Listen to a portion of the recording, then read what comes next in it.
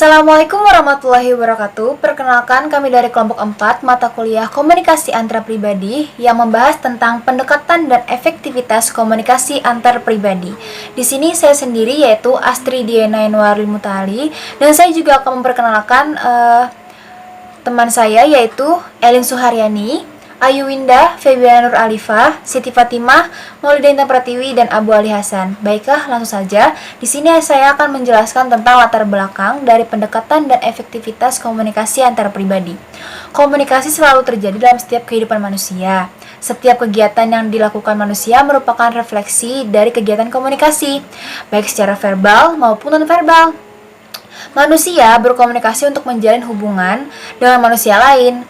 Komunikasi antar pribadi atau yang disebut dengan interpersonal communication merupakan komunikasi yang berlangsung dalam situasi tatap muka atau dua orang atau lebih, baik secara terorganisasi maupun pada kerumunan orang.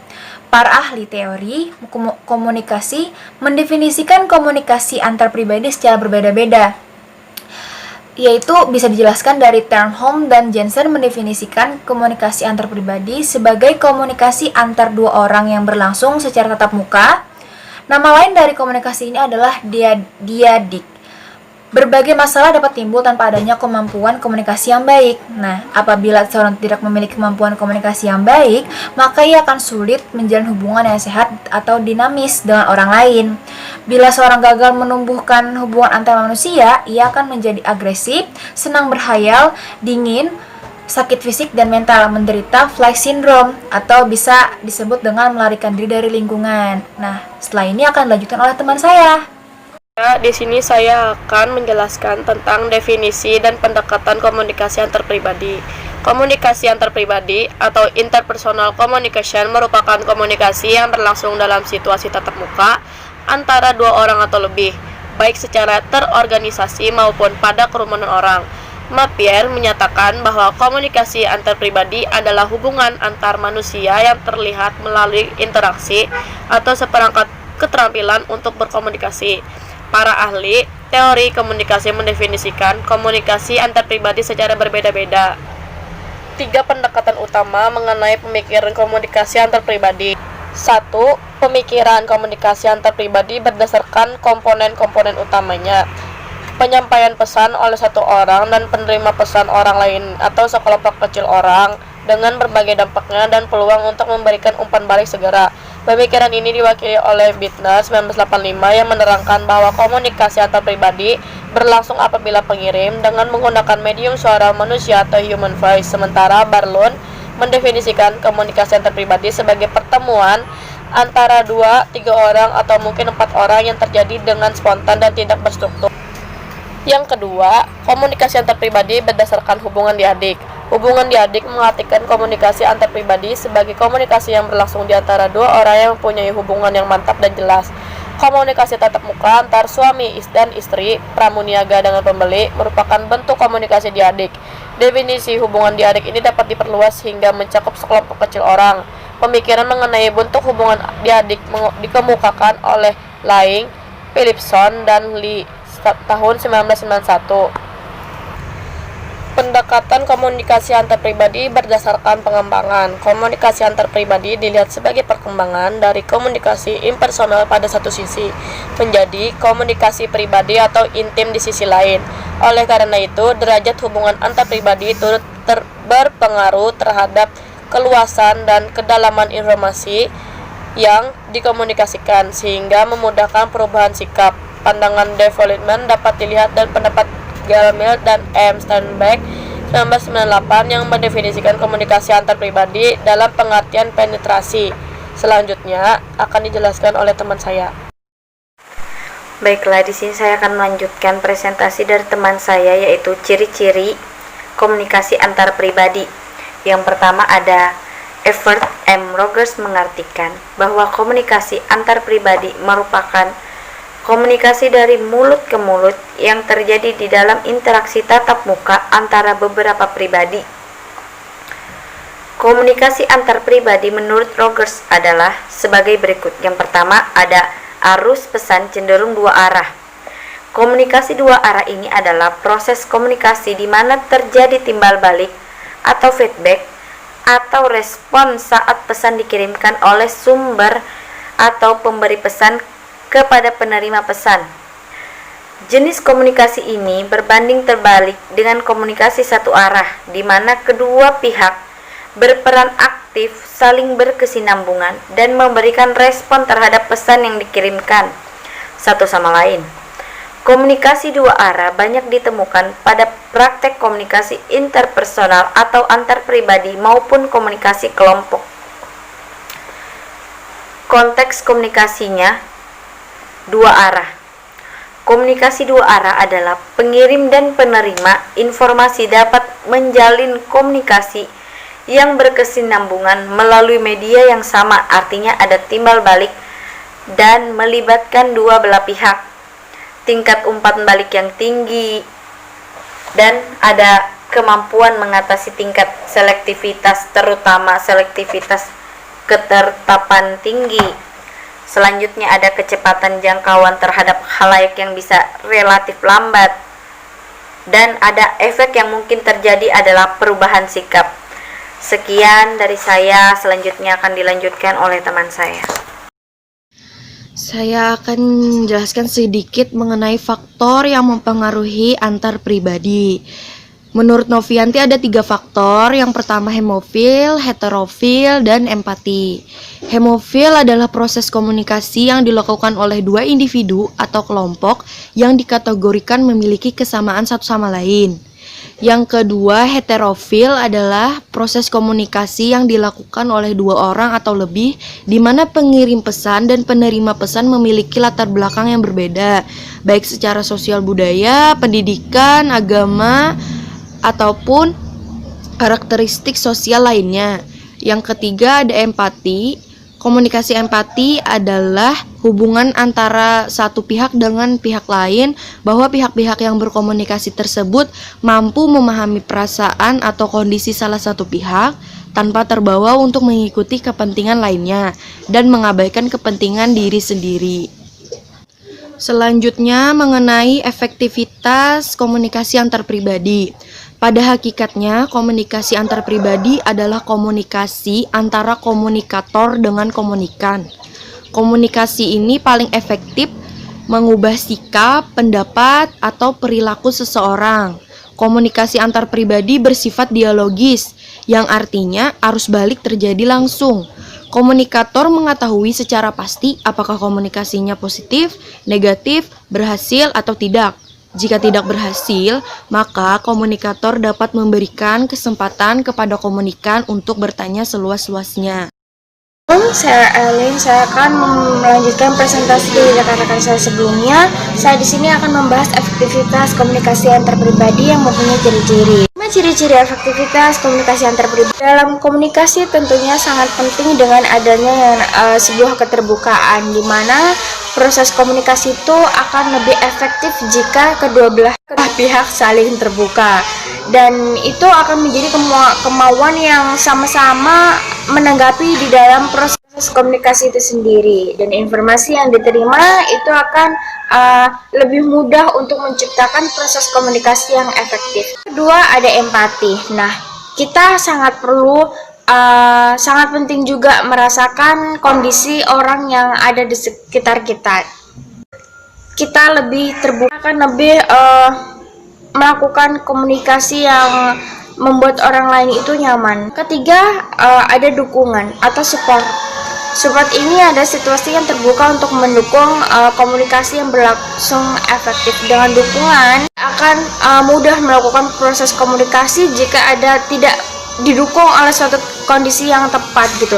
Jika kita melakukan komunikasi dengan situasi yang itu akan ada kendala untuk kita melakukan proses komunikasi. Itu ada rasa positif tentunya saat kita melakukan proses komunikasi, tidak hanya kita saja, namun juga lawan bicara kita juga lah yang harus memiliki perasaan positif terhadap diri kita sendiri, namun juga terhadap orang lain. Itu juga yang akan mendorong orang lain untuk lebih aktif di dalam proses komunikasi itu, dan proses komunikasi itu lebih efektif. dan tentunya dengan situasi komunikasi yang diliputi oleh rasa positif itu akan membuat proses komunikasi itu berjalan dengan kondusif, dan tentunya interaksi yang dilakukan kedua belah pihak, proses komunikasi yang dilakukan itu akan berjalan efektif. Itu ada kesetaraan atau equality. Nah, ini merupakan pengakuan secara diam-diam bahwa kedua belah pihak itu saling menghargai, karena dengan kita menghargai orang lain itu akan lebih berguna dan mempunyai sesuatu yang sangat penting untuk kita lakukan di dalam proses komunikasi itu sendiri. Komunikasi pribadi itu mempunyai peran yang cukup besar untuk mengubah sikap. Dengan sikap kita yang lebih baik, tentunya proses komunikasi itu juga akan berjalan dengan lebih baik lagi. Itu karena komunikasi merupakan para pengguna, proses penggunaan informasi secara bersama. Sharing dengan kita bersama, itu kita akan mendapatkan segala sesuatu yang kita butuhkan. Untuk itu kedua belah pihak harus secara aktif melakukan proses komunikasi. Ciri kesetaraan tadi, di mana komunikator yang menyampaikan pesan dengan aktif pun dengan komunikan yang merespon dan memberikan tanggapan dengan aktif. Terjadinya kesetaraan, proses komunikasi itu akan berjalan dengan efektif. Interaksi yang ditimbulkan pun akan berjalan dengan yang dapat dikatakan berjalan dengan kondusif. Itu yang dapat saya sampaikan. Saya kembalikan ke rekan saya selanjutnya. Terima kasih. David Berlo mengembangkan konsep empati menjadi sebuah teori komunikasi. Untuk itu, Berlo mengidentifikasi 4 tingkatan ketergantungan komunikasi. Tingkat pertama, peserta komunikasi memilih pasangan yang sesuai dengan dirinya, sehingga ketika keduanya saling berkomunikasi, maka satu sama lain akan berganti peran sebagai sumber dan penerima. Tingkat kedua, tanggapan yang diharapkan dari komunikator berupa umpan balik. Umpan balik yang diinginkan sumber adalah tanggapan positif dari informasi yang disampaikan. Tingkat ketiga, individu mempunyai kemampuan untuk menanggapi, mengantisipasi bagaimana merespon informasi, serta mengembangkan harapan-harapan tingkah laku partisipan komunikasi. Tingkat keempat, terjadinya pergantian peran untuk mencapai kesamaan pengalaman dalam perilaku empati. Kemampuan seseorang untuk memproyeksikan dirinya ke dalam peranan orang lain. Apabila sumber, penerima, atau keduanya berada dalam kondisi heterofili, mampu mengatasi perbedaan satu sama lain, maka komunikasi akan lebih efektif. Heterofili, yang tadinya merupakan hambatan untuk berkomunikasi secara efektif, dapat diatasi melalui sumber dan penerima. Ya, di sini Ali. Di sini saya akan menjelaskan menurut Berlo tentang teori empati yang dibaginya menjadi 2. Yang pertama itu ada teori penyimpulan, yang kedua ada teori pengambilan. Apa sih teori penyimpulan itu? Teori penyimpulan adalah bagaimana sih orang mengamati dan mengidentifikasi perilakunya sendiri. Orang tersebut dapat menghubungkan perilakunya sendiri dengan orang lain. Seseorang mampu membangun dirinya sendiri berdasarkan pengamatan dan interpretasi pelaku dirinya sendiri. Nah, dengan teori ini, orang akan mampu mengartikan dirinya sendiri dan menyimpulkan orang lain. Nah, itu salah satu dari teori penyimpulan. Lalu yang kedua dari teori pengambilan, seseorang harus terlebih dahulu mengenal dan mengerti perilaku orang lain. Nah, diri butuh yang namanya proses mengenal dan perilaku, seperti itu. Lalu selanjutnya baru ke tahapan mengambil peran sebagai orang lain itu sendiri. Nah, seseorang menerima peranan orang lain tanpa interpretasi, memainkan peran orang lain dengan penuh pengertian serta memerankan dan menempatkan dirinya pada orang lain sampai menghayati perilaku yang diperankan. Nah, itu salah satu dari teori pengambilan. Jadi betul-betul seutuhnya diambil. Itu teori empati. Kalau dilihat dari proses empati itu sendiri berlangsung pada 3 tahap, yaitu yang pertama adalah kelayakan. Kelayakan ini mengemukakan bahwa bagaimana seseorang individu memusatkan perhatian kepada orang lain, mempertimbangkan apa yang dipikirkan dan apa yang dikatakan oleh orang lain tersebut. Jadi seperti model ada filter di situ. ini layak atau tidak, bagus atau tidak, diambil atau tidak, seperti itu. Lalu tahap kedua yaitu mengambil peran atau role taking. Role taking ini, pengambilan peran ini yaitu mengidentifikasi orang lain ke dalam dirinya, menyentuh kesadaran diri melalui peran orang lain. Jadi gimana sih ingat orang lain itu seperti apa, baru di situ masuk. Nah, pengambilan peran dapat terjadi pada tiga tingkatan yang berbeda. Ada tingkatan budaya, tingkatan sosiologis, tingkatan psikologis.